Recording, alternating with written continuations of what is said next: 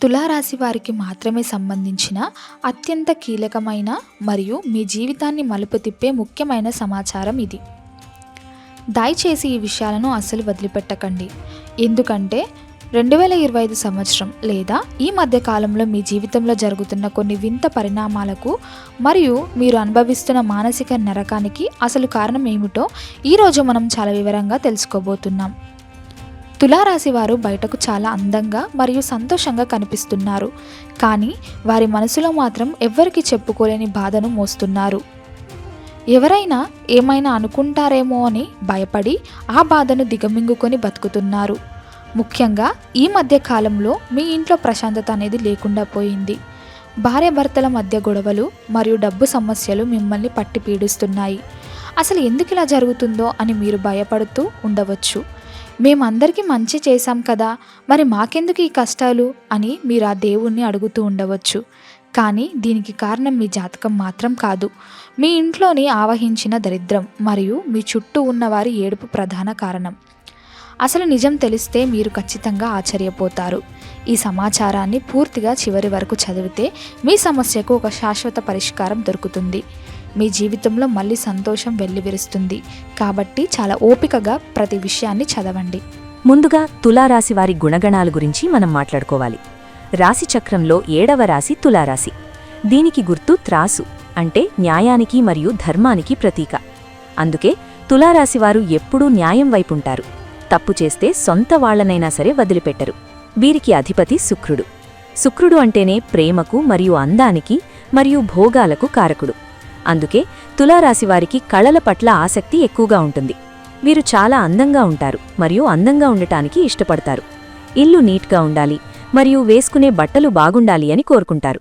వీరు అందరితో కలిసిపోతారు. గొడవలు అంటే వీరికి అస్సలు ఇష్టముండదు. 10 మందిలో గొడవ జరుగుతుంటే దాన్ని ఆపడానికి ప్రయత్నిస్తారు తప్ప ఆజ్యం పోయరు. వీరికి స్నేహితులు ఎక్కువ. ఎదుటివారిని ఇట్టే ఆకర్షించే శక్తి వీరికుంటుంది. వీరు మాటలతోనే ఎదుటివారిని ఆకట్టుకుంటారు. కాని గత కొంతకాలంగా తులారాశివారి పరిస్థితి గమనిస్తే చాలా దారుణంగా ఉంది అని చెప్పవచ్చు. మీరు అందరి మంచి కోరుకుంటారు, కాని మీ మంచి కోరుకునేవారు ఎవరూ లేరు. మీరు ఎవరికైతే సహాయం చేశారో వారే ఇప్పుడు మిమ్మల్ని విమర్శిస్తున్నారు. తులారాశివారికి ఉన్న ఒక పెద్ద బలహీనత ఏంటంటే మొహమాటం. ఎవరైనా వచ్చే సహాయం అడిగితే లేదు అని చెప్పలేరు. తమ దగ్గర లేకపోయినా అప్పు తెచ్చి మరీ ఇస్తారు. అదే ఇప్పుడు మీ కొంప ముంచుతోంది. మీరు అప్పు తెచ్చి ఇచ్చినవారు ఇప్పుడు కనిపించడం లేదు. ఆ అప్పు మీ మెడకు చుట్టుకుంది. వడ్డీలు కట్టలేక మరియు సమాధానం చెప్పుకోలేక మీరు నరకం చూస్తున్నారు. మీ మంచితనమే మీకు శాపంగా మారింది. అందరినీ నమ్మడం వల్లే మీరు మోసపోయారు. మీ వెనుక మీ గురించి చెడుగా మాట్లాడేవారు పెరిగిపోయారు. ముఖ్యంగా ఈ మధ్యకాలంలో తులారాశివారి ఇంట్లో భార్యాభర్తల మధ్య గొడవలు విపరీతంగా పెరిగిపోయాయి. తులారాశి అంటేనే బంధాలకు విలువనిచ్చే రాశి. కాని ఇప్పుడు మీ బంధమే ప్రశ్నార్థకంగా మారింది. చిన్న చిన్న విషయాలకే పెద్ద గొడవలు జరుగుతున్నాయి. ఉప్పు తక్కువైందనో లేదా బట్టలు సర్దలేదనో లేదా ఆలస్యంగా వచ్చారనో ఇలాంటి పనికిరాని విషయాలకే గొడవలు పడుతున్నారు. ఒకరినొకరు అనుమానించుకోవడం లేదా ఒకరి మాట ఒకరికి నచ్చకపోవడం జరుగుతోంది. విడిపోవాలనే ఆలోచనలు కూడా వస్తున్నాయి. ఇది మిమ్మల్ని మానసికంగా చాలా కృంగదీస్తోంది. ఇంట్లో ప్రశాంతత లేకపోవడం వల్ల మీరు బయట కూడా ఏ పని సరిగ్గా చేయలేకపోతున్నారు. ఆఫీస్లో పనిమీద శ్రద్ధ పెట్టలేకపోతున్నారు. పిల్లల మీద కోపం చూపిస్తున్నారు. వారి చదువు పాడవుతోంది. ఇంట్లో వాతావరణం ఎప్పుడూ వేడిగా ఉంటోంది. నవ్వులు అనేవి మాయమైపోయాయి. ఆర్థిక పరంగా చూస్తే తులారాశివారికి డబ్బు వస్తుంది, కాని అది చేతిలో నిలబడటం లేదు. శుక్రుడు బలంగా ఉంటే డబ్బుకు లోటుండదు. కాని మీమీద ఉన్న నరదిష్టి వల్ల శుక్రబలం తగ్గిపోయింది. అందుకే ఎంత సంపాదించినా ఏదో ఒక ఖర్చు రూపంలో డబ్బు వెళ్ళిపోతోంది. ఉదయం చేతికి వచ్చిన డబ్బు సాయంత్రానికి ఖర్చయిపోతోంది. వాహనాలు పాడవడం లేదా ఇంటి రిపేర్లు రావడం లేదా అనారోగ్య సమస్యలకు ఖర్చవడం జరుగుతోంది. అప్పులు పెరిగిపోతున్నాయి. వ్యాపారంలో నష్టాలు వస్తున్నాయి. మీరు నమ్మి పెట్టుబడి పెట్టిన చోట మోసం జరిగింది. మీ పార్ట్నర్స్ వల్ల ఇబ్బందులు వస్తున్నాయి. ఉద్యోగంలో కూడా మీకు శత్రువులు పెరిగిపోయారు. మీ ఎదుగుదలను చూసి ఓర్వలేనివారు మీ మీద లేనిపోని నిందలు వేస్తున్నారు. అధికారుల దగ్గర మిమ్మల్ని దోషిగా నిలబెడుతున్నారు. మీకు రావాల్సిన ప్రమోషన్లు ఆగిపోతున్నాయి. ఆరోగ్యం విషయంలో కూడా తులారాశివారు చాలా ఇబ్బందులు పడుతున్నారు. ఈ రాశివారికి నడుము నొప్పి మరియు మూత్రపిండాలకు సంబంధించిన సమస్యలు లేదా చర్మ సమస్యలు వచ్చే అవకాశం ఎక్కువగా ఉంటుంది. ఈ మధ్యకాలంలో మీకు నడుము నొప్పి లేదా వెన్ను నొప్పి ఎక్కువగా ఉంటోంది. ఎక్కువసేపు కూర్చోలేకపోతున్నారు. కొంచెం పనిచేసినా అలసిపోతున్నారు. అలాగే చర్మం మీద ఎలర్జీలు రావడం లేదా ముఖం మీద మచ్చలు రావడం జరుగుతోంది. ఇది మీ అందాన్ని మరియు ఆత్మవిశ్వాసాన్ని తగ్గిస్తోంది. అలాగే అతిగా ఆలోచించడం వల్ల నిద్రలేమి సమస్య వేధిస్తోంది. రాత్రిపూట పడుకుంటే చాలు గతం గుర్తుకు వచ్చి ఏడుపు వస్తోంది, లేదా భవిష్యత్తు గురించి భయం వేస్తోంది. ఉదయం లెగగానే అలసటగా ఉంటోంది. ఏ పని చేయబుద్ధి కావడం లేదు. అసలు మీకు ఇలా ఎందుకు జరుగుతోంది అని మీరు ఆలోచిస్తున్నారా? మీరు ఎవరికీ ద్రోహం చేయలేదు కదా, మరి మీకెందుకు ఈ శిక్ష అని బాధపడుతున్నారా? దీనికి ఒకే ఒక్క కారణముంది. మీ జాతకంలో శుక్రగ్రహం బలహీనపడటం మరియు మీ ఇంటి మీద ఉన్న తీవ్రమైన నరఘోష. మీ నవ్వును మరియు మీ ఆనందాన్ని మరియు మీ అందాన్ని చూసి ఓర్వలేని వారి కన్ను మీ మీద పడింది. వారి ఏడుపు వల్ల మీ ఇంట్లో నెగటివ్ ఎనర్జీ పెరిగిపోయింది. ఆ చెడు శక్తి మీ ఇంట్లో ఒక మూల కూర్చుని మీ దాంపత్య జీవితాన్ని మరియు ఆర్థిక స్థితిని దెబ్బతీస్తోంది. అందుకే మీరు ఎన్ని ప్రయత్నాలు చేసినా ఫలితం దక్కడం లేదు.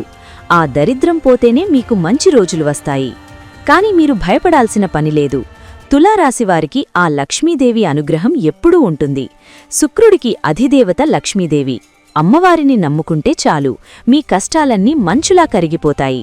మీ సమస్యలకు ఒక అద్భుతమైన మరియు చాలా సులభమైన పరిహారముంది. ఈ పరిహారాన్ని మీరు శుక్రవారం రోజున చెయ్యాలి. ఎందుకంటే శుక్రవారం అంటే శుక్రుడికి మరియు లక్ష్మీదేవికి అత్యంత ఇష్టమైన రోజు. ఆ రోజు మనం చేసే చిన్న పూజ కూడా అమ్మవారికి వెంటనే చేరుతుంది. వచ్చే శుక్రవారం రోజున మీరు ఈ పనిని మొదలుపెట్టండి. ఆ రోజు ఉదయాన్నే నిద్రలేవండి. వీలైతే సూర్యుడు రాకముందే లేవండి. నిద్రలేవగానే మీ 2 చేతులు చూసుకుని దేవుడికి నమస్కారం చేసుకోండి. మన అరచేతిలో లక్ష్మీదేవి ఉంటుంది అని నమ్ముతాం. తరువాత తలస్నానం చేసి శుభ్రమైన బట్టలు వేసుకోండి. తులారాశివారికి తెలుపు రంగు లేదా క్రీమ్ కలర్ లేదా గులాబీ రంగు అంటే చాలా ఇష్టం.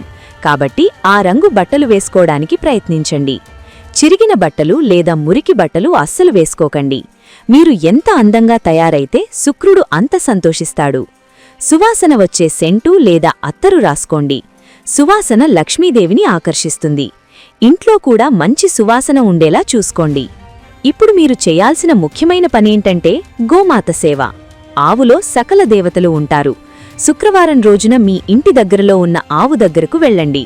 వెళ్లేటప్పుడు మీతో పాటు 2 అరటిపండ్లు మరియు కొంచెం నానపెట్టిన బియ్యం లేదా అన్నం తీసుకువెళ్ళండి.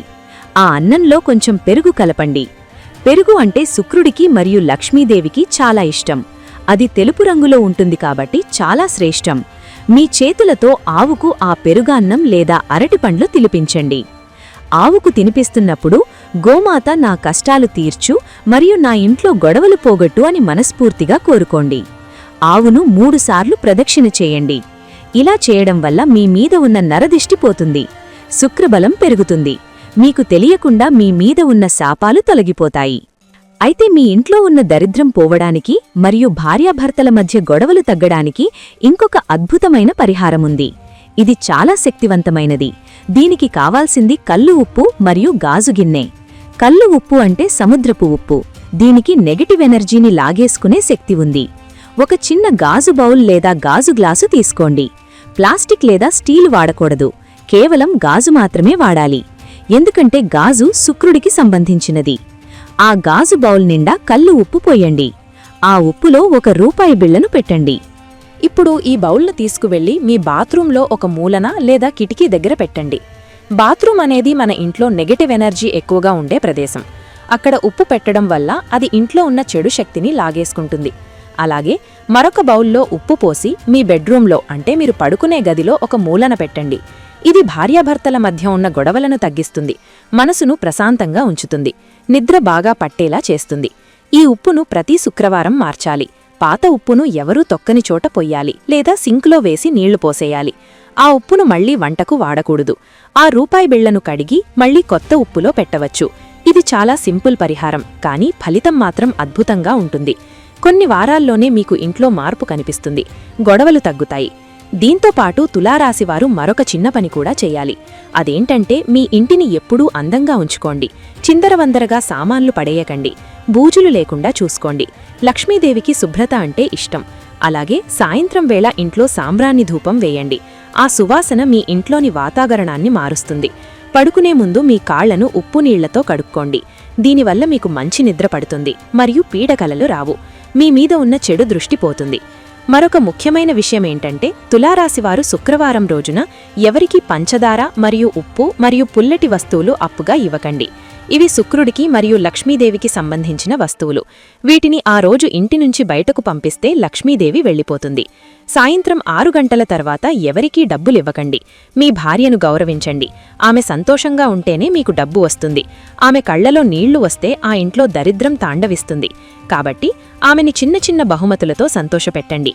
కనీసం ఆమెను ఒక మాట అడిగి ఏమైనా కావాలా అని తెలుసుకోండి. స్త్రీని గౌరవించే ఇంట్లో సిరి సంపదలు ఉంటాయి. ఆరోగ్యం విషయంలో కూడా జాగ్రత్తగా ఉండండి. నీరు ఎక్కువగా తాగండి. మూత్రపిండాల సమస్యలు రాకుండా జాగ్రత్తపడండి. నడుము నొక్కి తగ్గడానికి చిన్నపాటి వ్యాయామం చేయండి లేదా నడవండి. మానసిక ఒత్తిడి తగ్గించుకోవడానికి సంగీతం వినండి లేదా మీకు నచ్చిన కళలో అంటే బొమ్మలు వేయడం లేదా పాటలు పాడటం వంటి వాటిలో గడపండి. ఇది మీ మనసును ఉల్లాసంగా ఉంచుతుంది.